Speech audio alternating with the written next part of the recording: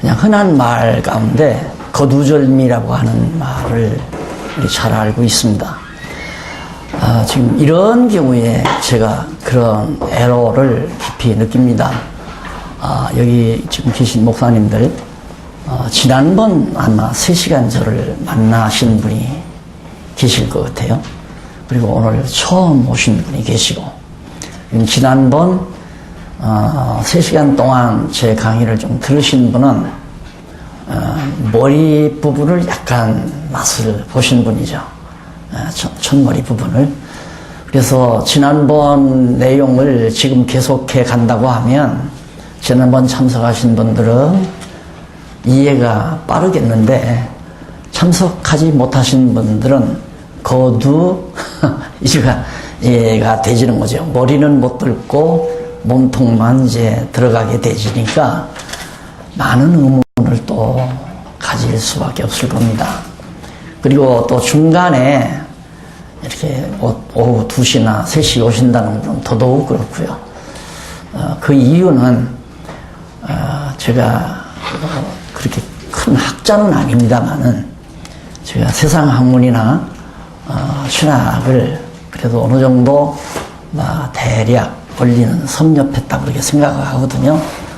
그런데 어떤 학문도 서론이 있고 본론이 있고 결론이 있는 학문은 아무것도 없더라고요. 철학도 그렇고 과학도 그렇고 어떤 학문도 서론, 본론, 결론을 딱 가지고 있는 학문은 없는데 제가 알기로는 성경만은 서론이 분명하고 본론이 분명하고 결론이 정확합니다. 그래서 저도 역시 이제 신학에 관한 문제 때문에 젊은 날부터 많이 고민을 해서 사실은 제가 기장 출신입니다. 아버지가 기장 장로였고요. 그래서 일찍 10대에 기장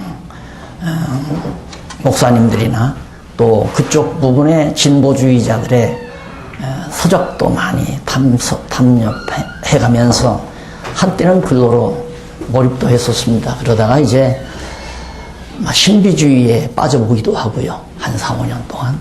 그러다가 또 제 나름대로 성경을 보다가 칼빈주의에 완전히 몰입해서 총신에 가서 몇 년 동안 또 칼빈을 연구하기도 하고 세대주의에 또 빠져가지고 세대주의 신학을 또 몇 년 했고요. 또 복음주의 신학에도 빠져봐서 그쪽에도 해봤고. 그런데 어떤 신학도 서론과 본론과 결론을 가져다주는 학문이 없습니다.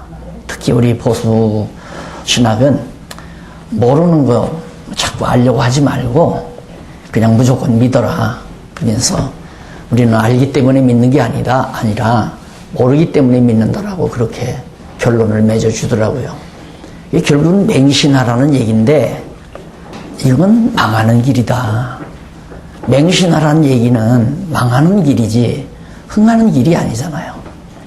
그래서 결국 저는 성경에서 너무 정확하고 분명하고 확실한 서론, 본론, 결론을 하나님께서 발견하도록 해 주셔가지고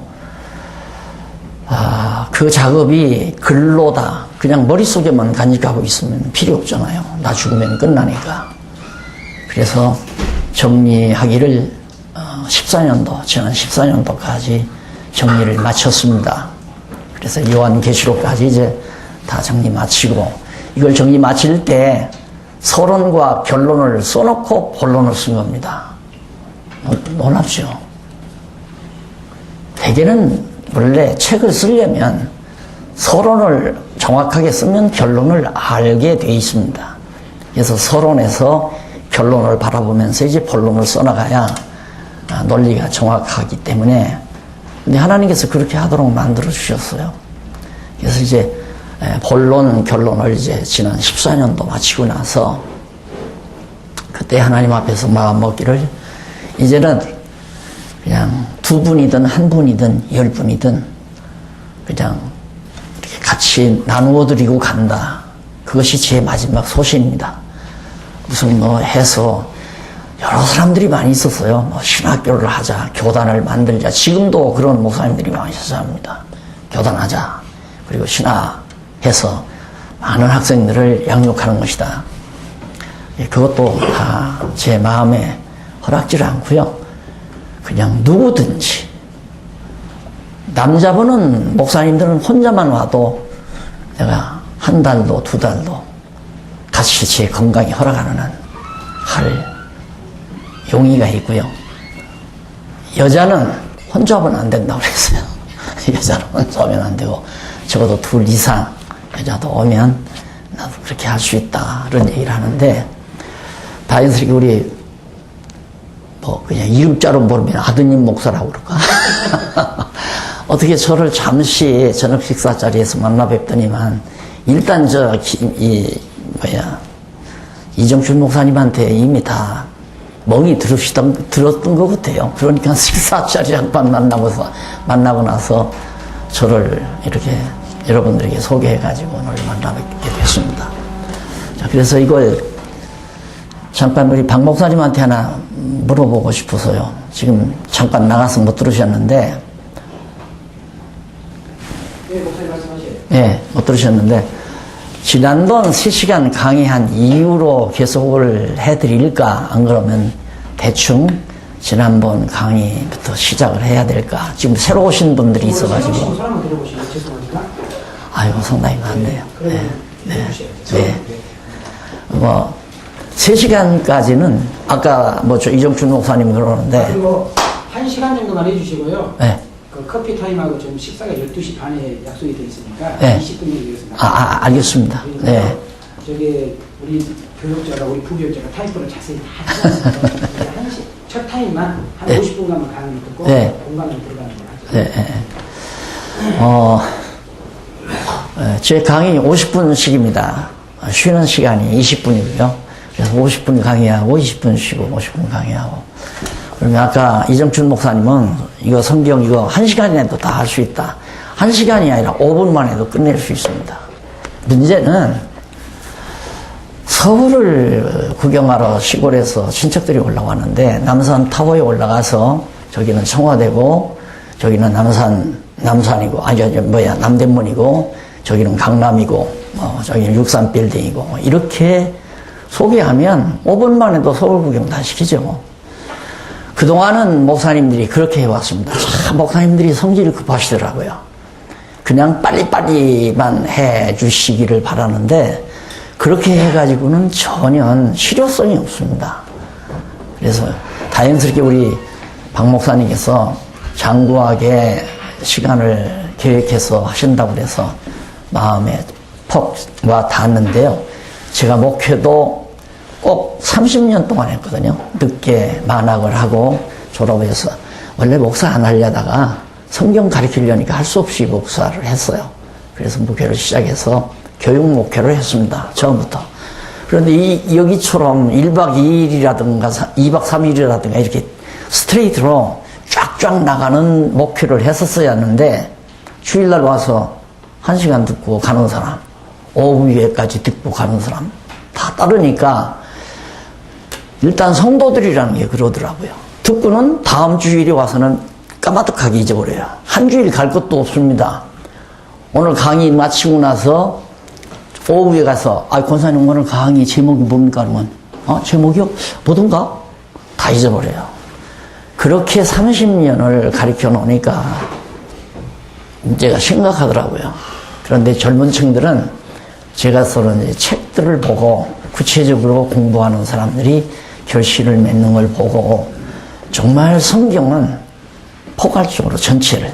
그래서 저는 그렇게 생각을 합니다. 성경은 알면 다 알고 모르면 다 모른다. 그 말이 처음에는 목사님들이 이해를 못 하시더라고요. 성경은 알면 다 알게 되어 있습니다. 모르면 다 모르는 거고요. 일부 로마서 안다고 해서 성경을 아는 게 아니거든요. 그래서 답답해서 이제 우선 개괄적으로 써놓은 것이 이제 성경 개론인데 자꾸 책 얘기하니까 작작생 같아서 좀 쑥스럽기도 하지만은 어쩔 수가 없어요. 전체적으로 이게 써놓지 아니하면 포괄적인 게 전달이 안 되니까. 그래서 잠깐 50분 동안 지난번 강의했던 내용을 잠깐 요약을 해서 정리를 해드리고 오후에 계속해서 하도록 하겠습니다. 예수님 오시기 전, 그러니까 예수님이 오신 이후에 오늘 우리 교회, 현대 교회죠. 21세기 현대 교회의 당면 과제가 뭔가. 지금 오늘 우리가 현대사를 하나님 앞에서 책임졌으니까 현대사를 이끌어가는 지도자로 하나님께서 우리에게 불러주셨고 또 실제로 현대사 주역으로 하나님께서 우리를 쓰고 계시니까 우리의 당면 과제가 뭔가를 잠시 알고 접근하는 것이 매우 중요하리라고 생각을 합니다. 그래서 과거 20세기, 이 15세기, 그 다음 이제 10세기, 5세기, 대략 이렇게 과거 역사를 정리를 하면요. 5세기 이 기간 동안에는 물론 성경이 100년경, 95년경 사도 요한이 요한계시록을 기록함으로 다 완성은 됐다 하지만은 그때 성경이 한 권의 책으로 되어 있는 게 아니잖아요. 많은 수도원에 서로 흩어져 있었기 때문에 한 권의 책을 성경으로 가지고 보는 그런 지도자가 한 사람도 없다고 생각하면 됩니다. 그러니까 이 당시에 이론이 많은데 그 이론 가운데 가장 중요한 것이 기독론입니다. 기독론.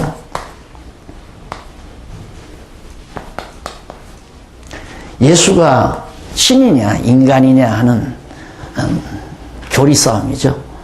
그러니까 예수가 와서 죽었다가 부활 승천하셨는데 부활 승천하신 사실을 확실히 믿는 사람들은 물어볼 것 없이 하나님이시다, 하나님의 아들이다, 하나님이다 하는데 무슨 소리냐, 예수는 하나님이 아니라 인간이다. 그래서 인간이다, 하나님이다라는 이 논리가, 교리가 치열하게 싸움이 벌어지죠. 그래서 결국 종교 지도자들이 만나가지고 결국 정리한 것이 뭐냐면 하나님이라는 말만 해도 잘못된 거고 처녀 몸에서 잉태해서 요셉의 아들로 태어났으니까 그래서 인간이란 말만 해도 그건 이단이다. 그러니까 참다는 뭐냐? 참 하나님이고 참 인간이다. 이렇게 정리를 하는 것만이 참단이다, 진리다 라고 정리를 하고 지나오죠. 그러면서 그 다음 이제 어거스틴 이후, 성 어거스틴 이후 4세기경 어거스틴 이후 로마 제국이 멸망하면서 동로마 제국이 이제 득세를 하잖아요. 그러면서 등장한 것이 동로마 제국 콘스탄틴 황제가 제국은 망해 들어가지만 어떻게 하면 세계를 정복할까? 보니까 기독교가 너무 팽창하게 막 왕성하다 보니까 4세기 콘스탄틴 황제가 머리를 쓴 것이 뭐냐면 기독교를 공인하자. 그래서 기독교를 내 수하에 집어넣자고 하는 아주 기발한 아이디어를 콘스탄틴 황제가 가지게 되죠. 그래가지고 등장한 것이 이제 교회입니다. 교회론. 교회란 뭐냐? 로마 교회, 로만 캐토릭이라고 하는 로마 교회 우산 아래 들어오는 것만이 교회다. 그래서 대성공을 한 거죠. 인간적으로는 콘스탄틴 황제가. 그래서 기독교 공인으로 더불어 공인과 함께 지하에 붙여 있던 기독교인들이 막 지상 밖으로 나오면서 갑자기 기독교가 유럽 천지에 이제 번영을 누리게 됩니다. 그러면서 그것이 세력화되지고 그것이 로만 캐토릭의 교회로서 하나로 똘똘 뭉쳐가지고 그러니까 제국과 교회, 황제와 교황이 이게 처음에는 교황을 황제가 지배했죠. 로만 콘스탄틴 황제의 수하에서 로마 제국, 동로마 제국 수하에 완전히 기독교가 세력을 얻고 왕성하게 된 겁니다. 그것이 15세기까지 나오잖아요. 그러나 교회론이 정리가 되니까 이제는 그 위에는 교회라는 게 없죠. 로마 교회를 떠나서는, 로만 캐토릭을 떠나서는 교회가 존립할 수 없다. 그러니까 나중에는 이제 구원론.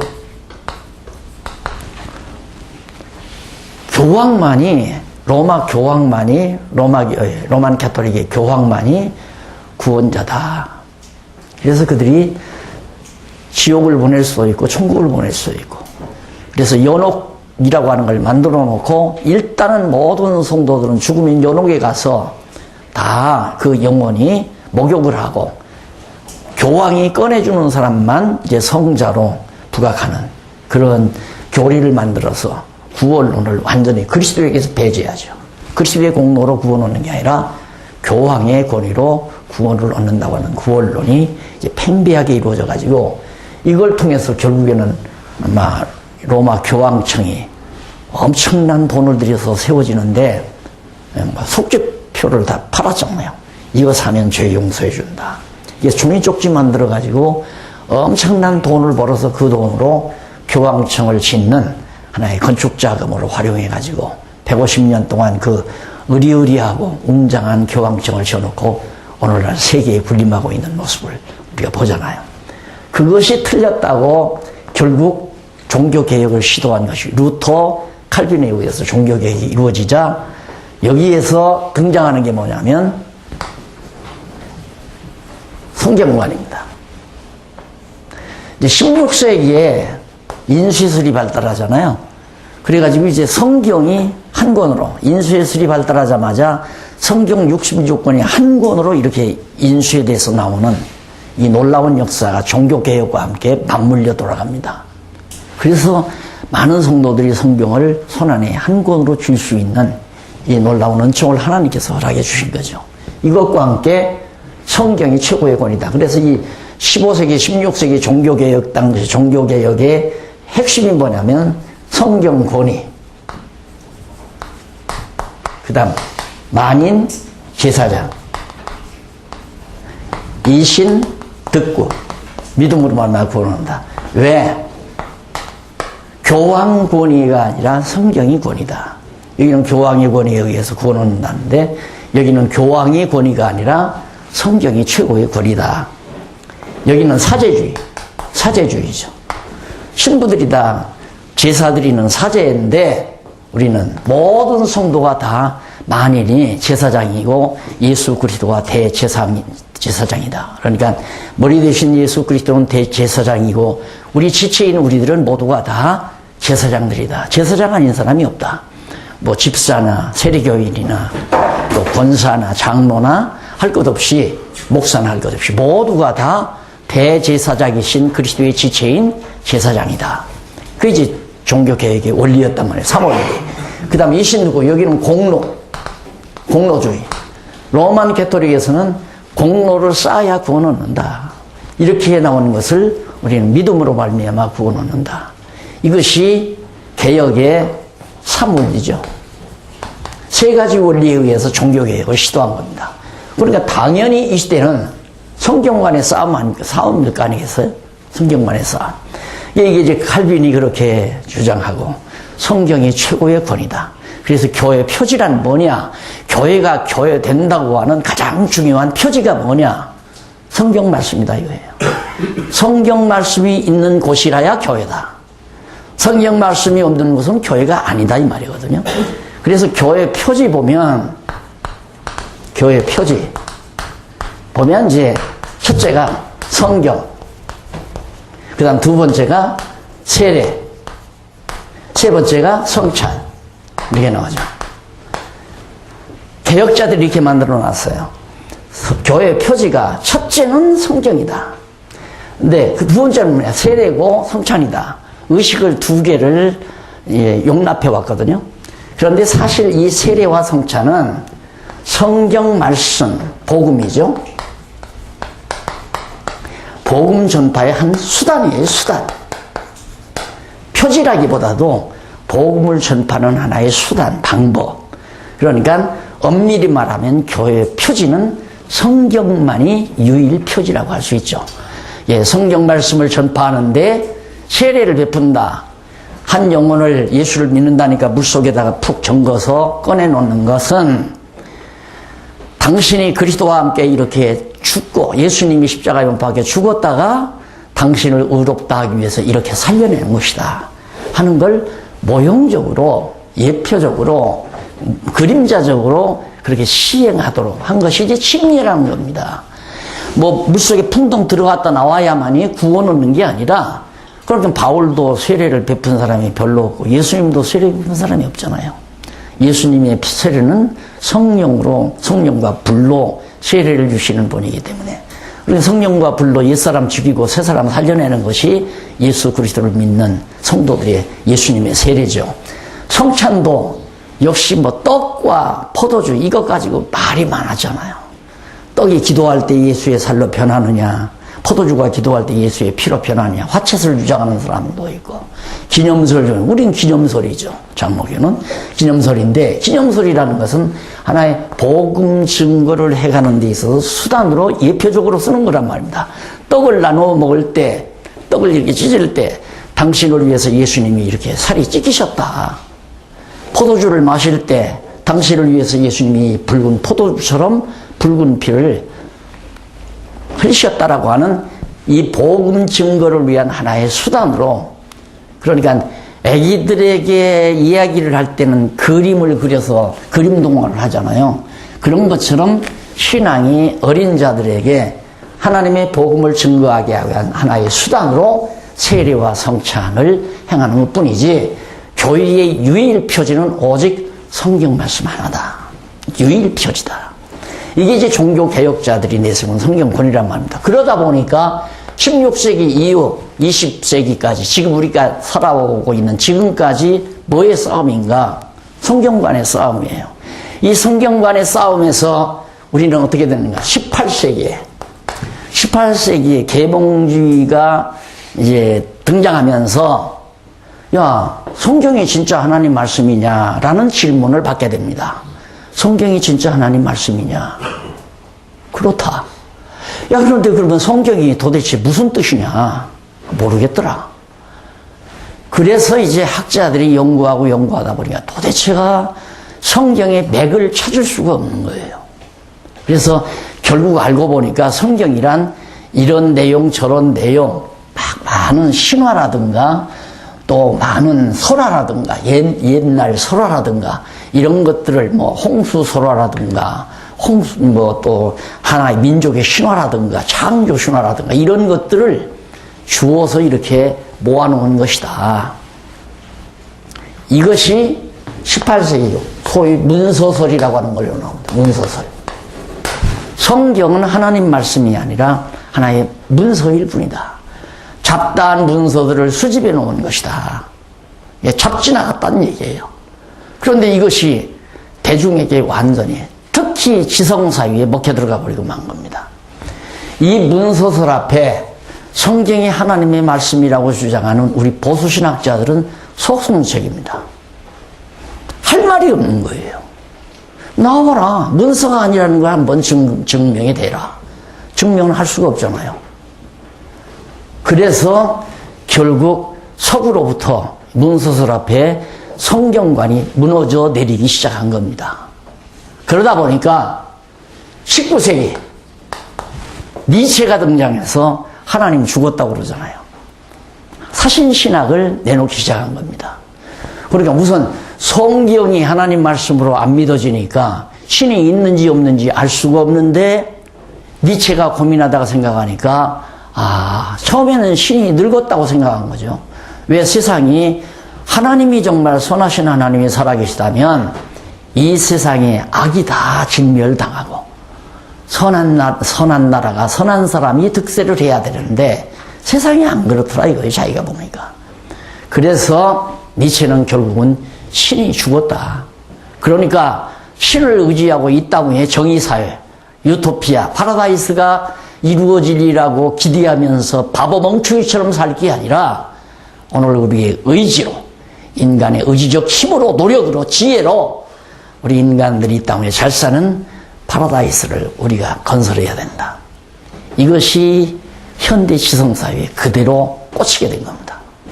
그러다 보니까 성경관, 문서설로, 그 다음 사신신학, 이것이 20세기까지 완전히 주류를 이룬 거예요. 그래서 니체가 죽었다 그러니까 20세기 유명한 지성 아인슈타인이 하는 말이 너무하잖아요. 죽었다 그러니까. 그러니까 아인슈타인은 학자답게 불가지론. 있어도 신이 있는지를 알 수가 없고, 없어도 없다는 사실을 알 수가 없다. 이 불가지론을 얘기한 거예요. 비교적 건전하지, 니체보다는.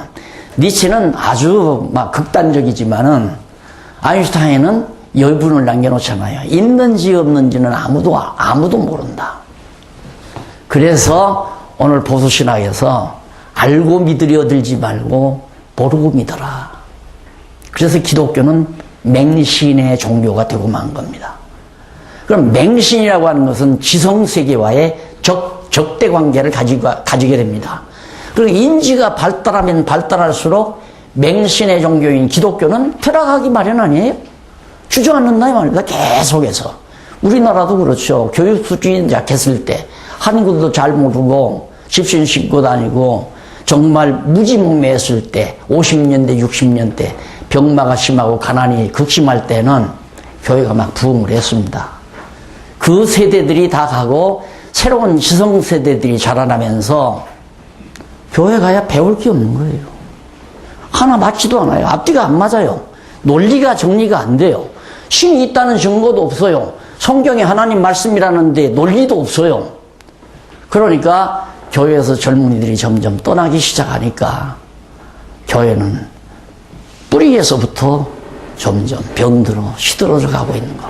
오늘 이것이 오늘 우리의 현대 우리의 정황입니다. 한국 교회가 지금 처하고 있는 오늘의 정황.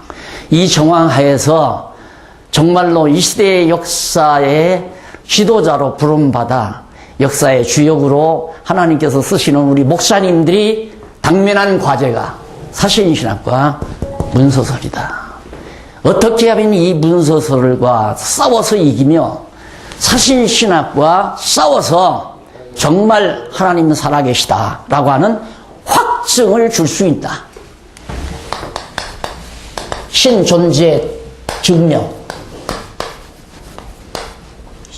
증명은 약해요. 확정. 신존재 확정. 그 다음 문서설이 아니라 성경은 분명히 하나님 말씀. 진리다. 하나님 말씀 확정 이것도.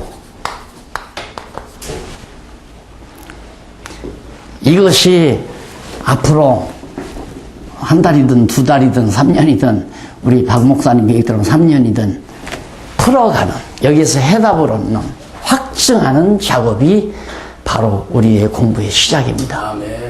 그런데 문제는 아까 처음에 말씀드린 거두절미 되면 이게 확증이 안 되죠. 이론이라고 하는 것은 서론, 본론, 결론. 이게 서론과 결론이 맞아 떨어지기 위한 본론, 논리가 정리돼야 되는데 거두절미 해놓고는 서론 없이 결론이 무의미한 거죠. 또 서론은 있는데 결론이 없다면 무의미한 거고, 아무리 본론에서 미사하고 그래서 설명을 잘했어도 이게 일맥상통하지 않으면 생명력이 없는 건 마찬가지 아닙니까? 그러니까 신존재 확증이라고 하는 것은 성경이 하나님 말씀 진리라고 하는 확증만 떨어지면 이건 어부지리로 얻는 거예요. 자동적으로. 와, 하나님이 정말 살아계시구나. 여기에 흥분 안 할 사람이 없습니다. 목숨 안 내걸 사람이 없고요. 안 그래요? 하나님 살아계시다는데 목숨이 뭐가 아까우며 하나님 살아계시다는데 살아계신 게 확실한데 두려울 것이 뭐가 있겠는가. 이것이 오늘 나와 함께 나는 좀 나이가 많습니다만은 선후배 관계를 맺고 살아가는 우리 목사님들과 함께 공유할 수만 있다면 무슨 일인들 못하겠는가. 이것이 제 심정입니다. 그래서 이건 분명하고 확실하니까요. 아까 우리 박 목사님 공부하면서 많이 당하셨나 봐요. 중간에 질문하지 말라고. 근데 그 얘기, 그 말씀 안 하셔도 돼요. 처음에는 딱 꺼내면 입에 내가 설은 꺼내잖아요. 와, 이거 정리되면 문제될 거 하나도 없습니다. 신학의 문제, 신학의 난제, 박정용 박사님은 신학의 난제를 하나에 1, 2권인가 2권으로 이렇게 내놨어요. 신학의 난제 내용을. 싹 없어져 버려요. 하나도 없어져 버려요. 거기에 난제가 있으면 확증이 안 떨어지죠. 그런데 이것이 우격다짐으로 명제적으로 증명하는 것이 아니라 구체적인 통일된 논리체계에 의해서 확증이 되기 때문에 이것은 이래서 이렇고 이러며 이렇기 때문에 이것은 이것이다. 딱 떨어집니다. 그러니까 누구도 악소리 못하고 수납할 수밖에 없는 것이 성경의 논리라요. 그래서 여기에서 얻어지는 확증만 떨어지시면 영혼을 5사람을 모시고 평생 동안 영의 양식을 먹이는 목회자를 할지라도 긍지가 있고 가치가 있고 의미가 있고 100명을 모시고 한다 할지라도 의미가 있고 가치가 있는 것이고 당당해지는 거고 떳떳해지는 거고요. 솔직히 밥 얻어먹기 위해서 하는 거 아니라는 그것 우리 목사님들이 제일 치졸한 게 나도 많이 당해봤습니다만은 연말연시에 목사 흥정할 때 5% 올릴 거냐 3% 내릴 거냐 뭐 경제사정이 어떠니까 깎자 예결위원회에서 그런 얘기 나오면 그냥 죽고 싶죠. 그냥 어디로 도망가고 싶고 꼭 소 망아지 시장에 흥정하는 것처럼 그렇게 되질 때 그거 싹 벗어봐. 죽었으면 죽어 말갔으면 말아라. 하나님의 백성 굶어 죽지 않는다. 일하는 소에게 망치우지 말라고 하는 것이 하나님의 언약이에요. 당신의 일, 하나님께서 시켜놓은 일을 하고서 입에 밥 안 들어갈까 봐 걱정한다는 건 성경을 못 믿는 얘기죠. 거기에 우리 지도자들이 늘 약해지는 거 아닙니까? 돈에 약해진다 이 말이에요. 어디 가서 손을 좀 벌릴까? 누구의 도움을 받을까? 이러다 보면 벌써 다 꺾여져 버린 거예요. 일 못해요 그렇게 되면. 내가 굶어 죽을 망정 그대로 주저앉아 죽을 망정 사람의 도움은 필요 없다. 하나님이 나를 책임지신다고 하는 확증 누가 확실히 살아계시는 하나님께서 나를 불러 일시키셨으니까 입에 막 안 씌운다. 이거에 대한 확증이 떨어져야 문제는 지도자로서 자리가 구축되는 거 아니겠습니까? 그래서 우리의 싸움은 이겁니다. 결국 교회를 왜 현대 21세기 이후의 교회 물론 이게 다 교회죠. 교회 존립의 목적이 뭔가? 첫째가 진리 싸움 아닙니까? 진리 싸움, 진리 투쟁. 진리 투쟁. 그 다음 두 번째가 진리 전승. 진리 싸움. 내가 지금 살아있으니까 지금도 진리 싸움을 해야 되고 또 지금만 해서 이기면 뭐합니까? 다음 세대로 이 진리를 전승해 주어야 계속해서 진리 싸움에 승리하는 거죠. 에덴 동산에서 첫 아담이 짐승 권세에게 뱀에게 패배했잖아요. 뱀의 말을 듣고 패배했단 말입니다. 그럼 둘째 아담 예수 그리스도가 오셔서 하실 일이란 에덴 동산의 첫 아담과는 달리 짐승 권세와 싸워 이겨야 되죠. 이게 다 짐승 권세들이 하는 기단입니까? 짐승 권세들이 하는 일은 성경 무시하는 겁니다. 성경은 문서다. 무슨 하나님 말씀이냐? 그러니 하나님이 있기는 뭐가 있느냐? 이 두 가지가 지금 세속주의, 짐승 권세, 적그리스도들이 지금 교회를 향해서 도전해오는 무서운 무기란 말입니다. 이 무기를 감당할 무기가 지금 한국교회도 없고 세계교회도 없다는 얘기입니다.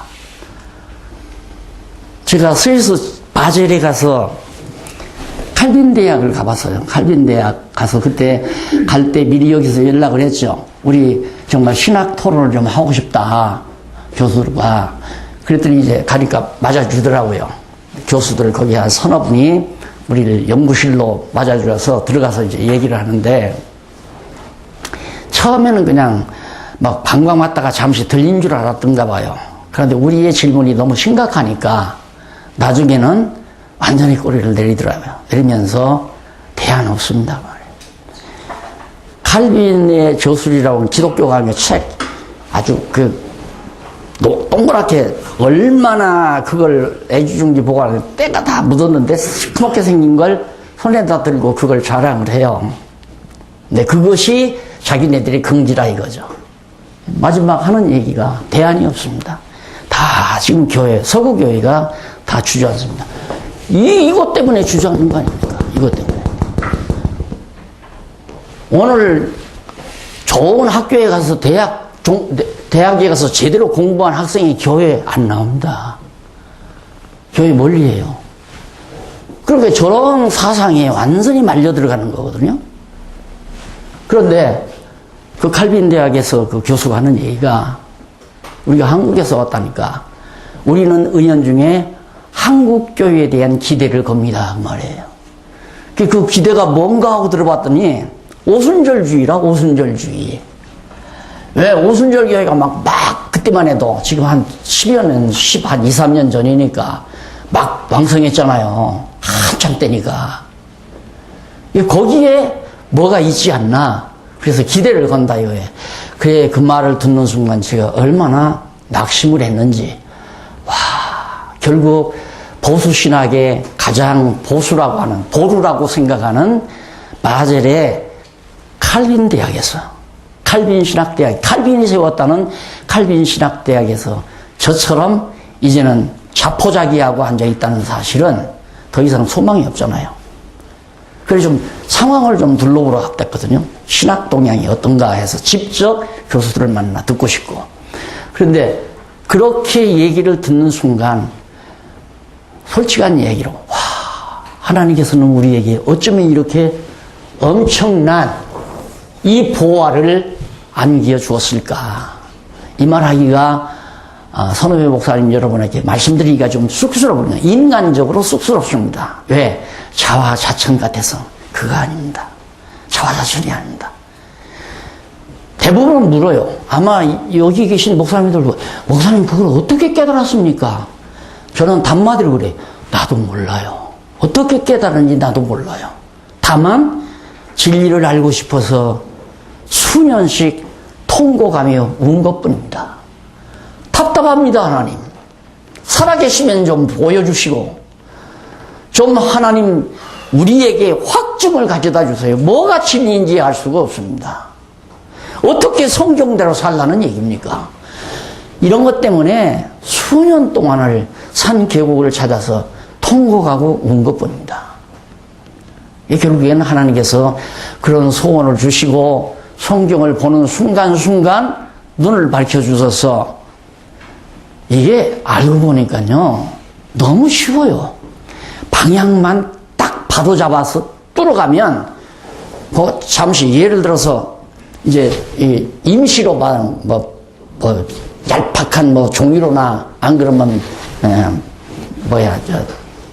얇은 반자로 물을 딱 말아놓고 돌처럼 처리해 놨다 이 말입니다. 그럼 모르잖아요. 거기 어떤지. 그런데 그 사실을 알고 그것만 딱 떨어놓으면 저 끝까지 그냥 확 터져버리는 거죠. 이게 우리가 성경을 잘못 접근을 한 거예요. 잘못 접근. 나부터도 어려서부터. 나는 성경을 접근한 것이 성경대로 살고 싶어 접근했으니까. 왜? 하고 살 게 없어요. 지난번에도 말씀드렸지만. 자꾸. 네.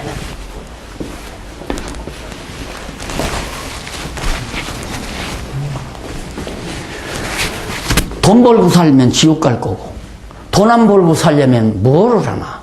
돈 안 벌고 사는 건 그냥 내가 하고 싶은 그림이나 그리고 살고 싶은데, 그림 공부는 돈 없으니까 할 수가 없고. 그러니까 나는 뭐하고 살아야 됩니까? 왜 살아야 되고? 성경은 도대체가 성경대로 살 수가 없는 거니까. 그래서 성경대로 살면 성자가 될 줄 알고 성경을 접근한 거예요. 그런데 접근하자마자 도저히 성경대로는 살 수가 없어요. 손 다 끊어야 되고 눈도 다 빼야 되고, 응? 전부 몸을 다 전부 난도질을 해야 되니까 그걸 어떻게 삽니까? 그러니까 우는 수밖에 없죠. 그럼 뭡니까 도대체? 하나님이 계시다면 나를 왜 이 세상에 보냈으며 뭐하고 살라는 겁니까? 그러고 이제 울면서 10대, 20대를 그렇게 보낸 거, 그게 하나님 앞에 기도로 상달됐던 것 같아요. 상달돼가지고 결국은 신학의 문을 열어서 거기에 해결점이 있는가 막 찾고 노력하다가 결국은 올바른 방향을 찾은 거죠. 바른 방향을. 그 뻥 뚫리니까 그냥 쫙 그냥 통로가 열려버리니까 성경 전체가 한눈에 들어오는 이 엄청난 보화를 발견하게 된 거죠. 그래서 그에 발견하게 된 가장 중요한 것이 내용 분석. 내용 분석은 이게 맞아요. 문서설이 맞아요. 내용 분석. 성경 내용 분석하면 우리 뭐 신학교 가면 뭐 로마서 내용 분석해봐라 뭐 이러잖아요. 내용 분석. 그다음 마태복음 내용 분석해봐라. 아니면 이제 뭐 창세기에서 5경 내용 분석해라. 그러면 뭐 창세기는 천지 창조 사건. 뭐 그리고 이스라엘 출애굽 사건. 레위기는 십계명과 율법 수여 사건. 그다음 레위 민수기는 광야 생활의 여정. 신명기는 모압 평지에서의 모세의 마지막 설교. 이런 식으로 내용 분석하는 거죠. 내용이 다 다르니까 그런 내용들을 주워 모았으니까 문서 아니에요. 내용들을 다 모아냈으니까. 10번도 맞는 얘기입니다, 이 말이. 그런데 이 내용 분석에서 아무리 줄기를 찾으려고도 안 찾아져요.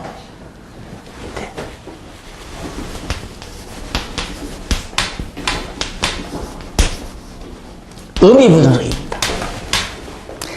하도 답답해서 그럼 하나님께서 왜 저 성경에 있는 말씀을 기자들로 하여금 우리에게 주셨을까? 창세기 천지창조 내용을 알라고 그러셨을까?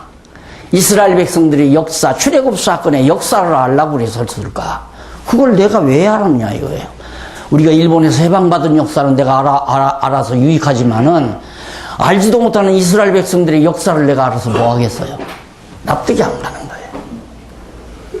그러다 한 것이 분명히 그렇게 내용들을 전개하도록 기록하게 한다는 분명히 하나님의 의도가 있을 것이다. 의도가 있을 것이다.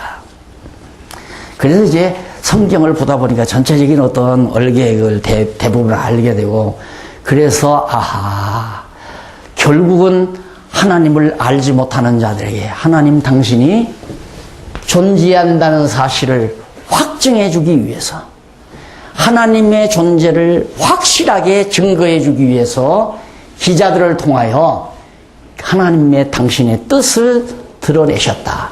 그래서 성경은 하나님의 말씀 진리이다. 따라서 그 진리 내용을 보면 하나님의 존재가 확증된다. 이게 의미 분석을 하다 보니까 그게 빵 뚫려버려요. 그냥 확. 억지로 어떤 분은 한두 시간 강의 듣고는 그 목사 참 머리 좋더라. 그 성경을 묘하게 그렇게 다 뜯어 맞추더라 이거예요. 그걸 내가 무슨 재주로 그걸 다 뜯어 맞춥니까? 말도 안 되는 얘기죠. 뜯어 맞출 수가 없어요. 뜯어 맞추다가 보면 안 맞아 들어가요. 억지를 부려야 맞아 떨어지잖아요. 근데 억지로 맞춰지는 게 아니라 너무도 자연스럽고 리얼하게 쫙쫙 퍼즐 맞추듯이 성경이 맞아 떨어지기 때문에 안 믿을래야 안 믿을 수 없는 확증이 되신다 이 말이에요. 확증은 믿어질 수밖에 없는 결과를 낳아요. 그리고 신앙은 뭐냐? 확증의 결과예요. 무지의 결과가 아니라. 그러니까 내가 신학교에서 배울 때 모르기 때문에 믿는다. 우리는 모르기 때문에 믿는다. 믿음이라는 게 무지의 결과라 이거예요. 신학에서. 그런데 알고 보니까 우리의 신앙이라고 하는 건 확증의 결과더라. 확증의 결과. 하나님 존재의 확증의 결과, 성경의 하나님 말씀이라는 확증의 결과. 그러니까 믿어지는 거죠. 내가 믿는 것이 아니라 믿어지게 된다. 피동적으로. 그러니까 그것이 하나님께서 주시는 믿음이다 이거죠. 믿음은 내 것이 아니라 하나님이 주신 선물이라고 그랬잖아요. 그럼 하나님이 우리에게 어떻게 믿음을 주는가? 확증을 통해서 준다 이거예요. 이 확증은 성경을 통해서, 성경 말씀이 너무도 분명하게. 그래서 이 문서자들이 자기네들이 이론을 주장하는 건 논리가 없다. 논리가 없다. 성경에 논리가 없다. 그것이 이들의 주장이고 또 근거가 없다. 사실 근거가 없다. 이 두 가지예요. 논리도 없고 사실 근거도 없는데 그게 무슨 놈의 진리냐. 이게 지금 일반 사회에서 학자들이 또 신학자들이 수일에 있는 신학자 학자들도 그런 소리 합니다. 이래. 성경 하나님의 말씀을 안 믿습니다. 그래도 신학교를 하고 교단을 하고 있잖아요. 가장 극진보주의자들. 어정쩡하니 신복음주의자들을 어정쩡하니 하나님 말씀이라고도 했다가 뭐 또 문서 조박지라고 했다가 왔다 갔다 하면서 헷갈리게 만들어 놓는 거. 우리 보수주의 신학에서는 무조건 성경은 하나님 말씀이다. 우격 따짐으로 쫙 하나님 말씀이다. 파고 들어가면 그냥 믿어. 성경도 뭐 하려고 하면 이단돼. 이거란 말입니다. 이게 제일 고충이에요. 성경 배운 다음에 그 잘못하면 이단돼. 이단들이 성경 가리키잖아. 이게 한국교회 실정이란 말입니다. 그래서 오늘 정말 우리는 창세기에서부터 요한계시록까지 논리가 빗나가는 논리가 없습니다. 정확하게 빗나가요. 이것도 논리가 보통 철학에는 3단 아니에요? 3단 논리, 3단법 논리. 그런데 성경은 적어도 10단입니다. 10단. 그러니까 더 나오죠? 처음에 지금 몇 페이지입니까? 101페이지인가? 예. 처음에 딱 보면 103페이지 한 장 너머에 보면 101페이지죠. 제1권 나와요. 1권 다음에 1편, 편 다음에 장 다음에 절 다음에 항 다음에 한쪽 가로, 그 다음 한쪽 가로 다음에 양쪽 가로 다음에 원 동그라미, 그 다음 몇 절부터 몇 절까지 이렇게 해서 10단 논리가 쫙 이어져요. 이게 빈틈없이 빗나가지 않고 되진다 이 말입니다. 그래서 이 책 아까 우리 박 목사님 언제 살펴보셨는지 모르지만 정연하게 되어 있습니다. 논리가 아주 정연하게 되어 있어요. 그래서 목사님들이 우선 목사님들 당장 사용하는데 우리 신학교에서 그랬잖아요. 가장 정확한 설교는 강론설교다. 강론설교. 예화 설교도 안 되고 제목 설교도 안 되고 교리 설교도 안 되고 다 잘못된다. 그러니까 가장 정확하고 해야 할 설교는 강론설교인데 강론설교는 참 어려워서 못한다. 왜? 강론설교는 창세기부터 요한계시록까지 다 알지 못하면 강론설교 시작은 안 돼요. 뒤죽박죽 되니까. 다 알고 나면 아까 이종춘 목사님 말씀대로 어디서 시작해도 상관이 없어. 어디서 시작해도. 쉽게 돼 있습니다. 잠깐 10분에 시작하십니다.